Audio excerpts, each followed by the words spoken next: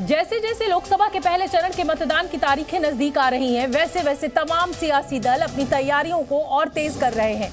और इसी बीच उत्तर प्रदेश में पहले चरण के मतदान से पहले कांग्रेस नेता राहुल गांधी और समाजवादी पार्टी के राष्ट्रीय अध्यक्ष अखिलेश यादव एक साथ नजर आएंगे। दोनों नेता गाजियाबाद में कल साझा प्रेस वार्ता करेंगे और इस लोकसभा के चुनाव में दोनों दल गठबंधन कर चुनाव लड़ रहे हैं। इंडिया गठबंधन का हिस्सा है दोनों ही दल और कल साझा प्रेस कॉन्फ्रेंस होने जा रही है। हालांकि ये पहली बार नहीं है जब कांग्रेस और समाजवादी पार्टी मिलकर सामने आए हो या राहुल गांधी और अखिलेश यादव को पहली बार लोगों ने साथ देखा हो, लेकिन अब क्योंकि 2024 का लोकसभा चुनाव है और टक्कर मोदी और योगी से है, तो अब ये सवाल बड़ा खड़ा होता है कि ये जो जोड़ी अखिलेश और राहुल गांधी की जो जोड़ी है, क्या ये मोदी और योगी को उत्तर प्रदेश में टक्कर दे पाएगी। 80 लोकसभा सीटें उत्तर प्रदेश से आती हैं और ऐसे में ये कहा जाता है कि दिल्ली की सत्ता पर काबिज होना है तो वो रास्ता उत्तर प्रदेश से होकर गुजरेगा।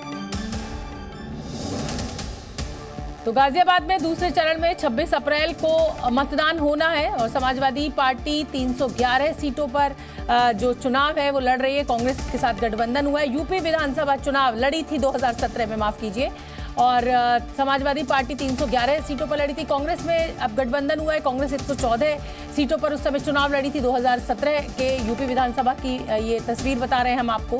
कांग्रेस में जो गठबंधन हुआ उसमें समाजवादी पार्टी को 47 सीटों पर जीत मिली थी, कांग्रेस को केवल 7 सीटों पर जीत मिली थी। कुल मिलाकर उत्तर प्रदेश में कांग्रेस की जो जमीन है वो एक तरीके से कहा जाता है जानकारों के द्वारा कि खत्म हो गई है। समाजवादी पार्टी बहुजन समाज पार्टी का गठजोड़ माना जाता था कि जब ये गठजोड़ होता है तो हर राजनीतिक दल साफ हो जाता है, लेकिन बीजेपी ने इसको गलत साबित कर दिया। मायावती और अखिलेश यादव भी मिलकर चुनाव लड़े थे, उस समय भी बीजेपी ने यहाँ पर बहुत अच्छा प्रदर्शन किया था। अब कांग्रेस और समाजवादी पार्टी एक बार फिर 2017 के बाद चुनाव मिलकर लड़ रहे। इंडिया गठबंधन का हिस्सा है ये दोनों ही दल। तो यूपी में दो लड़कों की जोड़ी 17 अप्रैल 2024 राहुल गांधी और अखिलेश यादव की प्रेस कॉन्फ्रेंस होनी है। कल 25 फरवरी 2024 को न्याय यात्रा में आपने देखा था दोनों ही नेता जो हैं वो साथ आए थे।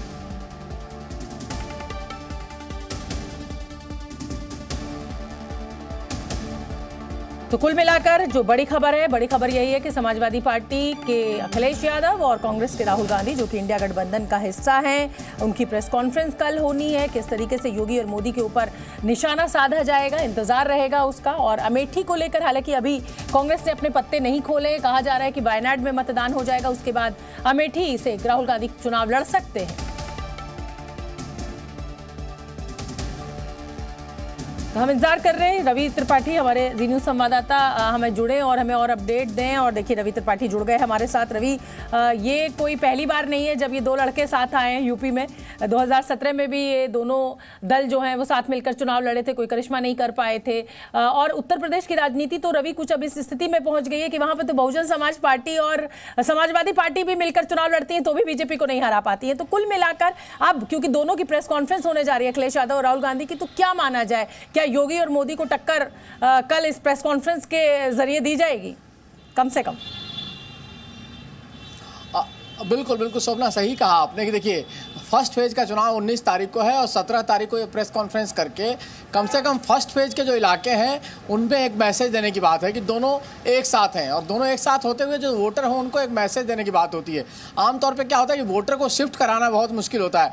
एक दूसरे का वोटर एक दूसरे को वोट करे, समाजवादी पार्टी का वोटर कांग्रेस को वोट करे, कांग्रेस का वोटर समाजवादी पार्टी को वोट करे, ये मुश्किल होता है। बिहार में भी आपने देखा था लालू और नीतीश के वोटर को आपस में एक लाने में मुश्किल हो रही थी। तो कहीं ना कहीं एक मैसेज ये है।